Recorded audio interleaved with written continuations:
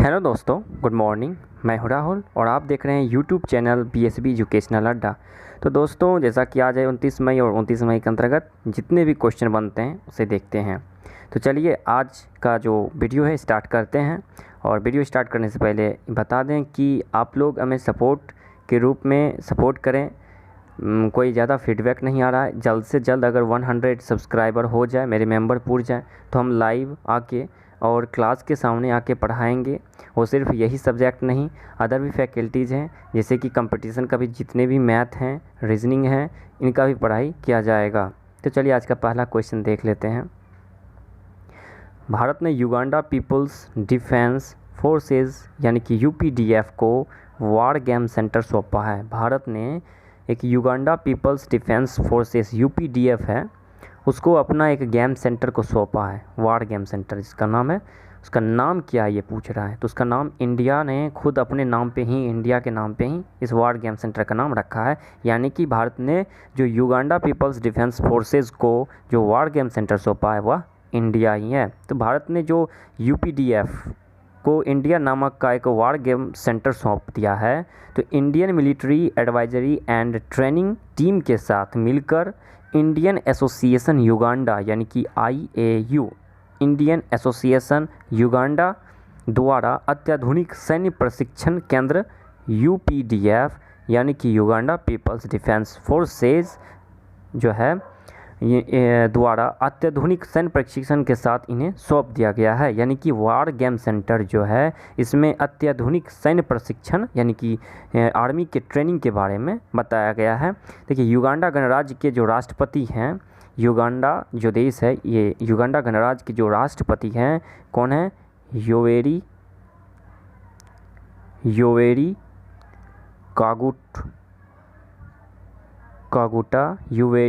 कागुटा Museveni. तो इसका इतना नाम नहीं याद रखना, योवेरी आप नाम याद रखिए, योवेरी। तो युगांडा गणराज्य के जो राष्ट्रपति हैं योवेरी, इन्होंने वार गेम सेंटर का जो इंडिया वार गेम सेंटर जो सौंपा है उसे इंडिया ने इसका उद्घाटन किया है। इसे भारतीय सैन्य ने परिकल्पित किया था, भारतीय सेना ने। और जिंजा ज़िले में, कहाँ पे? जिंजा ज़िले में IAU यानी इंडियन एसोसिएशन युगांडा द्वारा 1 अरब युगांडा शिलिंग, युगांडा की मुद्रा का नाम ही है युगांडा शिलिंग, जिससे भारत की मुद्रा का नाम क्या है? रुपया। पाकिस्तान की मुद्रा का क्या नाम है? रुपया, पाकिस्तानी रुपया। तो इसे युगांडा की रुपया का नाम क्या है? Uganda shilling. तो इसके लिए उसने क्या किया है? IAU ने यानी इंडियन एसोसिएशन युगांडा ने युगांडा शिलिंग कितना? 1 अरब युगांडा शिलिंग, अगर इसे डॉलर में देखा जाए तो 2,65,000 डॉलर होता है। इसकी लागत से ये बनाया गया है। कौन? वार गेम सेंटर इंडिया को। युगांडा गणराज्य की बात आई है तो बात कर लेते हैं। युगांडा गणराज्य जो है इसकी राजधानी क्या है? कंपाला। क्या है? कंपाला। इसकी राजभाषा जो है अंग्रेजी है। क्या है? अंग्रेजी है। और यहाँ के जो निवासी हैं वो युगांडा कहलाते हैं। और यहाँ के जो PM है, प्राइम मिनिस्टर यानी कि प्रधानमंत्री, अपोलो सिबाम्बी हैं। कौन है? अपोलो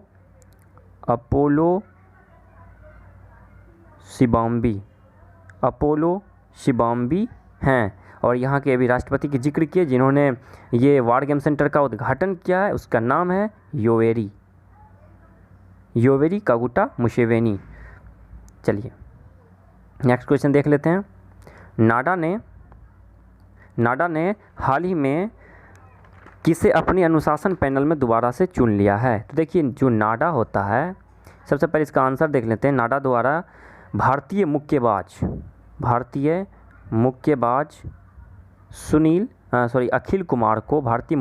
अखिल कुमार को दोबारा से अपने डिसिप्लिन पैनल यानी अनुशासन पैनल में चुन लिया गया है।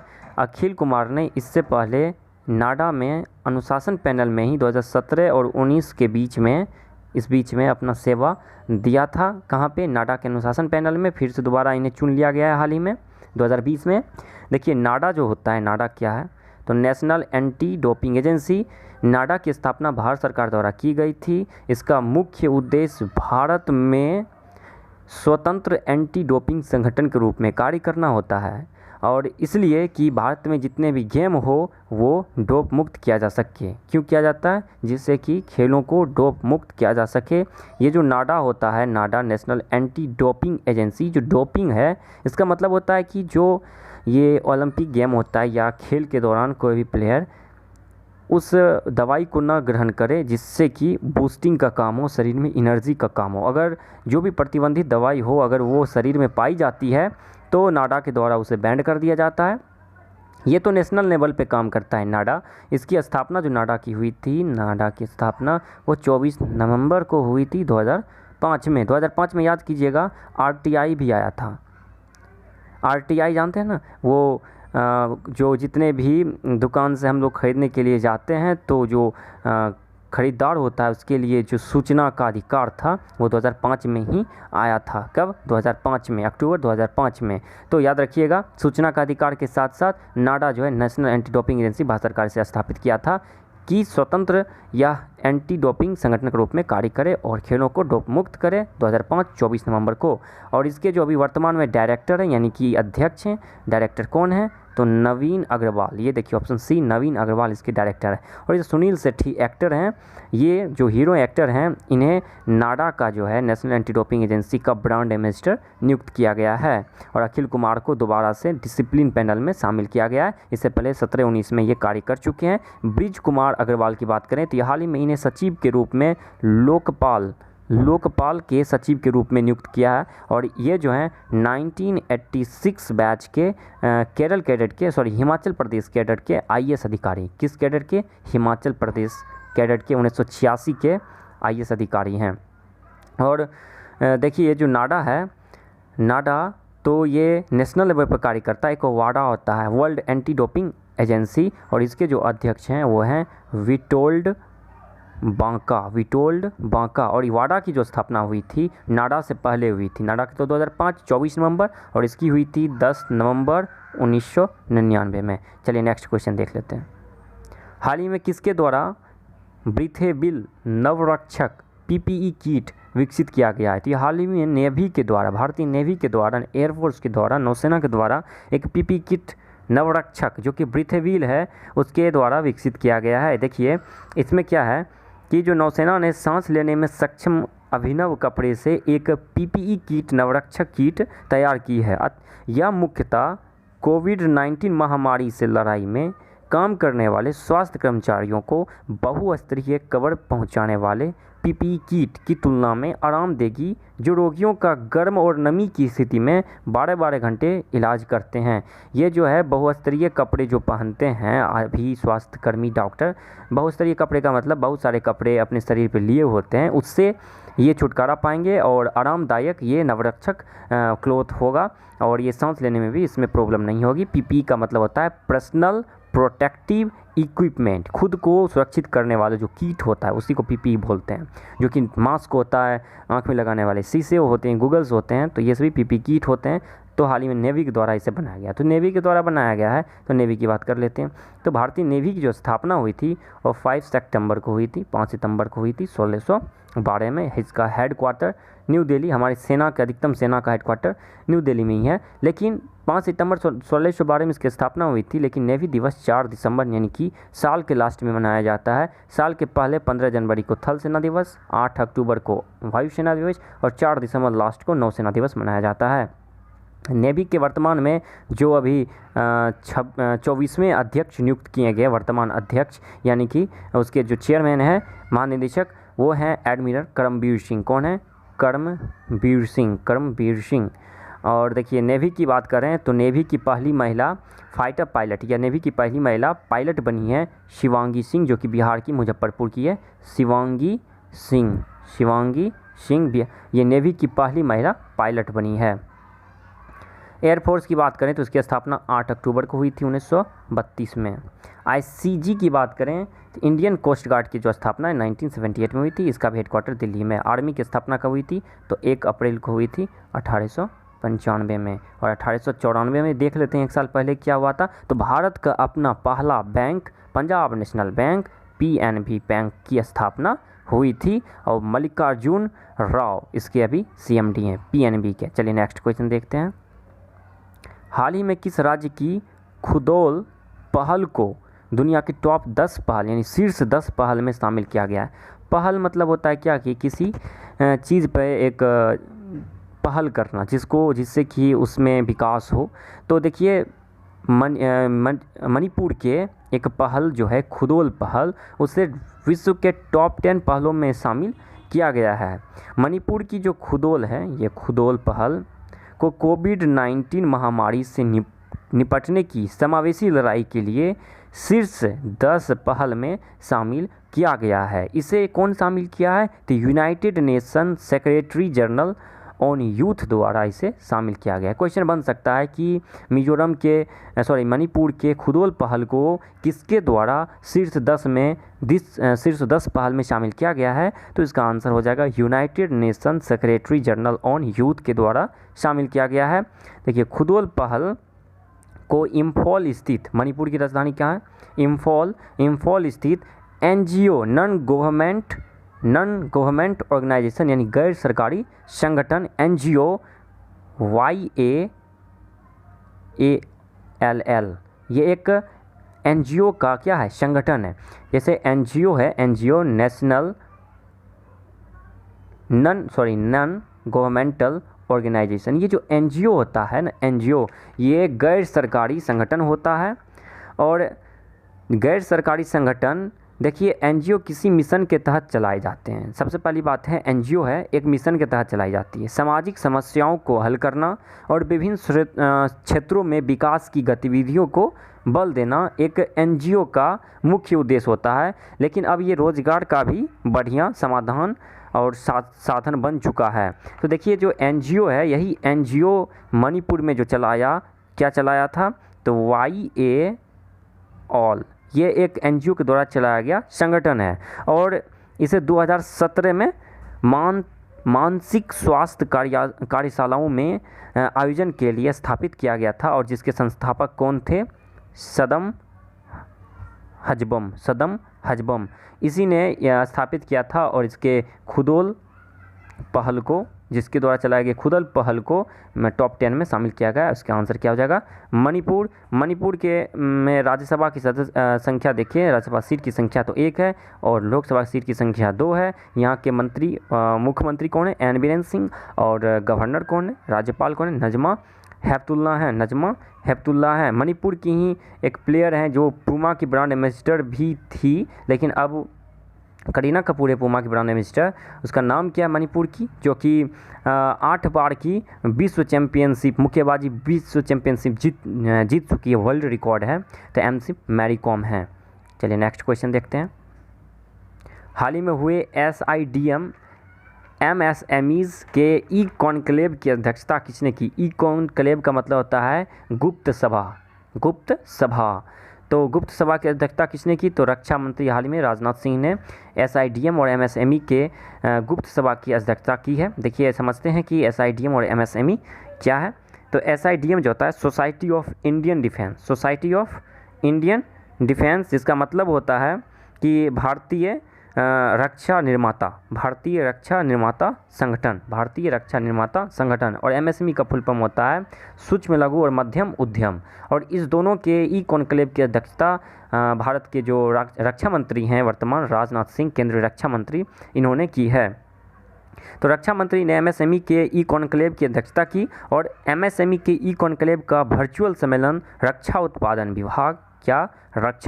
विभाग, भारतीय उद्योग परिसंघ और भारतीय रक्षा निर्माताओं के संगठन द्वारा संयुक्त रूप से आयोजित किया गया।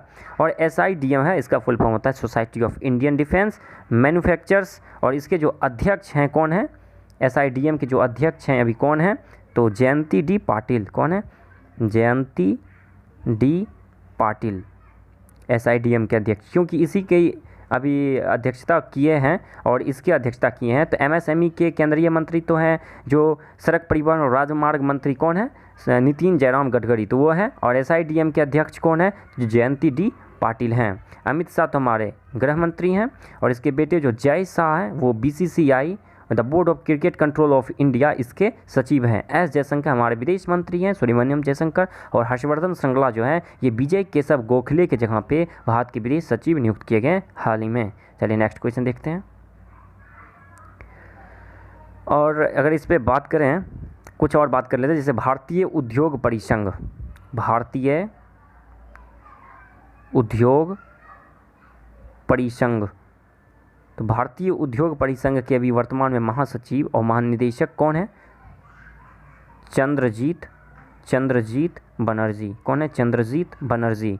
और भारत के वर्तमान में रक्षा सचिव कौन है? रक्षा मंत्री तो राजनाथ सिंह है। अगर पूछ दे कि रक्षा सेक्रेटरी कौन है, रक्षा सचिव कौन है, तो ये वर्तमान में अभी अजय कुमार है। कौन है? अजय कुमार है। अजय कुमार हैं। और अजय कुमार 1985 बैच के केरल कैडेट के IAS अधिकारी हैं। और अभी ब्रिज कुमार अग्रवाल के बारे में बताए थे, वो भारत के कौन थे? तो लोकपाल के सचिव थे। और रक्षा उत्पाद सचिव कौन है? सुभाष चंद्र गर्ग। रक्षा उत्पाद सचिव सुभाष चंद्र गर्ग हैं। चलिए, ये सब सचिव को याद रखना जरूरी होता है किसी भी एग्जाम के लिए। हाल ही में किस बॉलीवुड अभिनेता का निधन हो गया है? तो हाल ही में मोहित बघेल, प्रसिद्ध बॉलीवुड जो है अभिनेता, उनका निधन हो गया, मोहित बघेल का। इनकी निधन कैंसर के कारण, किसके कारण हुई है? कैंसर के कारण हुई है। और इनकी करियर की शुरुआत कॉमेडी शो छोटे मियाँ से हुआ था। सलमान खान की एक मूवी आई थी, रेडी मूवी, जिसमें अमर चौधरी के नाम से किरदार से इन्हें नाम मिला है और ये ज़्यादा फेमस हुए हैं। सलमान खान, सुपरस्टार सलमान खान की जो मूवी थी रेडी, उसमें जो अमर चौधरी के नाम से जाने जाते हैं, भूमिका निभाए, उस भूमिका से ही ये ज़्यादा नाम कमाए। चलिए, अगर बात करें हाना किमुरा की, तो ये जापान के प्रो रेसलर थी और ये हाल ही में इनका निधन होगा। और देखिए, इंटर मिलान के पूर्व कोच गिगी सिमोना का भी जो है ना निधन हो गया। किसका? गिगी सिमोनी, ये इंटर मिलान के पूर्व कोच थे। अमेरिकी टेनिस स्टार जेमी हैम्पटन, ये हाल ही में संन्यास लेने की घोषणा की है, मरी नहीं है, संन्यास लेने की घोषणा की है। जेमी हैम्पटन, अमेरिकी टेनिस स्टार। और जो देवेश रॉय, ये बंगाली साहित्य अकादमी से सम्मानित पोएट थे, हाल ही में इनका निधन हो गया है। चलिए नेक्स्ट क्वेश्चन।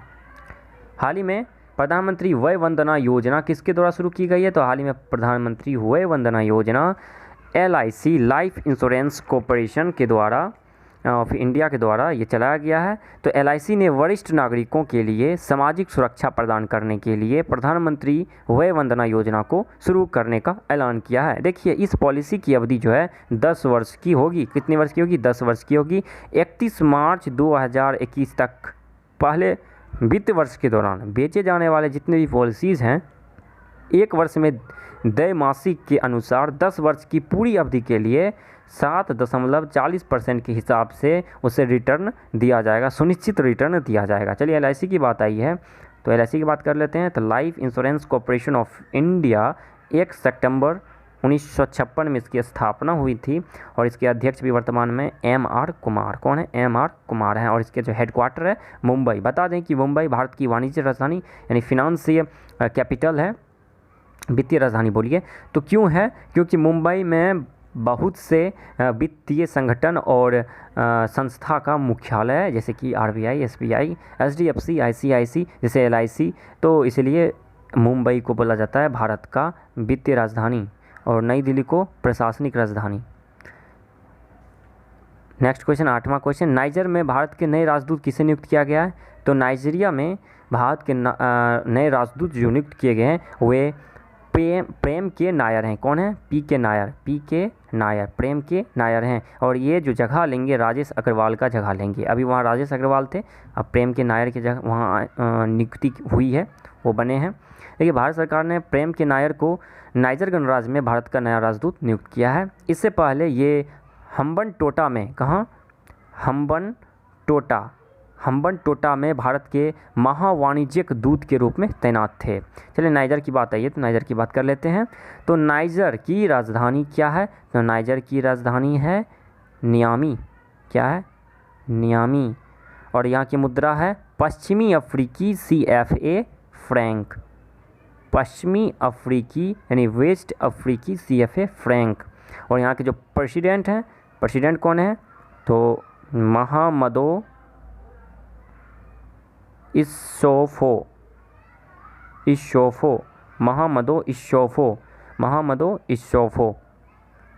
चलिए नेक्स्ट क्वेश्चन देखते हैं।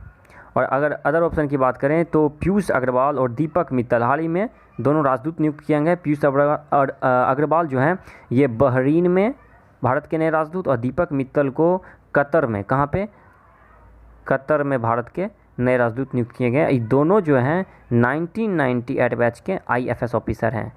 और राजेश अग्रवाल, तो राजेश अग्रवाल यही नाइजीरिया में भारत के राजदूत थे, लेकिन अब इसके जगह प्रेम के नायर यानी P के नायर को नियुक्त किया गया है। चलिए next question.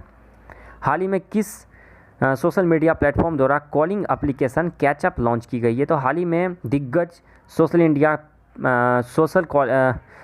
Media platform Facebook के द्वारा ये कॉलिंग एप्लीकेशन कैचअप को लॉन्च किया गया है। सोशल मीडिया की दिग्गज कंपनी फेसबुक ने कैचअप नामक एक नया कॉलिंग एप्लीकेशन लॉन्च किया, और इस कॉलिंग ऐप का उद्देश्य दोस्तों और परिवारों के सदस्यों को एक साथ कॉल के समय जोड़ना, और साथ ही साथ इसका मज़ेदार बात यह है कि ऐप के जरिए एक साथ एक समय में 8 लोगों को ग्रुप कॉलिंग में ऐड कर सकते हैं। फेसबुक की बात आई है तो फेसबुक की स्थापना 2004 में हुई थी। कब हुई थी? फरवरी 2004 में हुई थी, और इसका headquarter Menlo park California America में है। और इसके CEO कौन है? तो मार्क जुकरबर्ग हैं। चलिए नेक्स्ट क्वेश्चन देखते हैं। फेसबुक की ट्विटर की स्थापना कब हुई थी? तो 2006 में हुई थी। व्हाट्सएप की स्थापना 2009 में हुई थी। हाल ही में सेना कमांडर का सम्मेलन हाल ही में कहाँ हुआ है? सेना कमांडर का सम्मेलन, तो सेना कमांडरों का सम्मेलन हर साल 2 चरण में आयोजित किए जाते हैं, लेकिन कोविड-19 के कारण ये प्रभावित हुआ था। तो हाल ही में भी दिल्ली में हुई, जो कि 27 से 29 मई के बीच ये मनाया जाएगा, और दूसरा चरण जो है जून के अंतिम सप्ताह में आयोजित की जाएगी। कोविड-19 महामारी के कारण ये बाधित हो गया था, नहीं तो ये अप्रैल में ही आयोजित की जाती। पहला चरण यह हर साल 2 चरण में की जाती है सेना कमांडरों की ये सम्मेलन। तो अभी दिल्ली में ये प्रारंभ हुई है। तो दिल्ली के मुख्यमंत्री कौन है? अरविंद केजरीवाल, और वहाँ के गवर्नर कौन है? अनिल बैजल हैं। दिल्ली एक केंद्र शासित प्रदेश है, और दिल्ली से ही भारत में प्रशासनिक सेवा स्टार्ट किए जाते हैं। वहीं पे भारत के संसद हैं, राष्ट्रपति भवन रायसीना पहाड़ी पे है। तो चलिए आज इतना ही रहने दीजिए, अब मिलते हैं नेक्स्ट वीडियो में। आज के लिए थैंक यू।